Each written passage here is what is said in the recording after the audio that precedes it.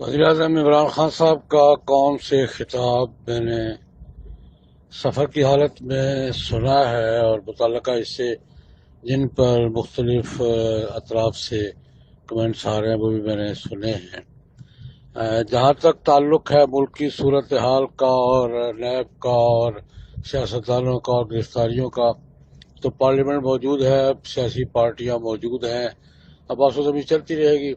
اور میرے خیال میں کوئی عام آدمی پر کوئی منظر مخفی نہیں ہے کہ کیا ہو رہا ہے اور پیچھے کون ہے اور اوپر کون ہے۔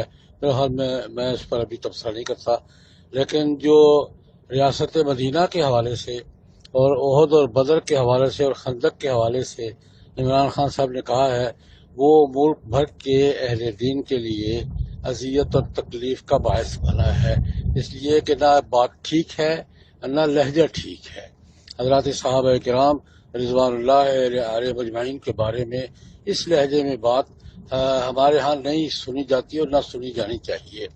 یہ اصل میرے نزدیک مجبوری یہ ہے۔ میں پہلے بھی وزیراعظم کی ایک سابقہ تقریر کے حوالے سے عرض کر چکا ہوں کہ ہمارے جو جدید تعلیم یافتہ، بہت زیادہ جدید تعلیم یافتہ حضرات ہیں نا، ان کا سورس اسلامی تعلیمات کے بارے میں، اسلامی تاریخ کے بارے میں مغربی لٹریچر ہوتا ہے۔ یہ اسلام کی تعلیمات بھی اور اسلام کی تاریخ بھی، بدر، احد اور خندق کو بھی یہ مغرب کے لٹریچر سے پڑھتے ہیں اور مغرب یہی کچھ پڑھاتا ہے، یہی انداز سکھاتا ہے ہمیں۔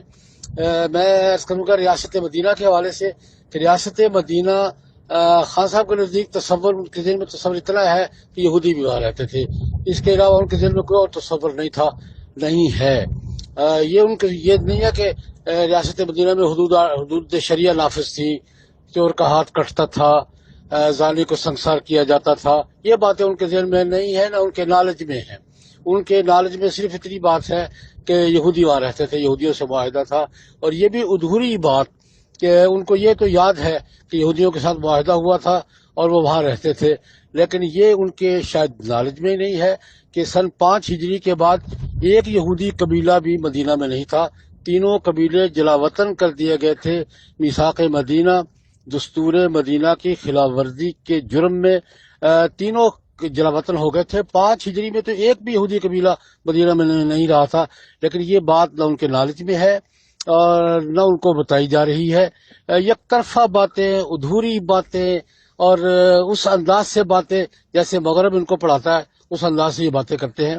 میری درخواست یہ ہے خان صاحب سے اللہ کے نام پر کہ آپ دینی مسائل پہ، اسلامی تاریخ پہ آپ کمنٹس نہ دیا کریں۔ آپ کا لہجہ اسلامی روایات کے مطابق نہیں ہوتا، آپ مغرب کے لہجے میں بات کرتے ہیں، یہ مغرب کی پڑھائی ہوئی تعلیمات ہے، ادھوری بات کرتے ہیں، اور یہ صورتحال ٹھیک نہیں ہے۔ یہ میں سمجھتا ہوں کہ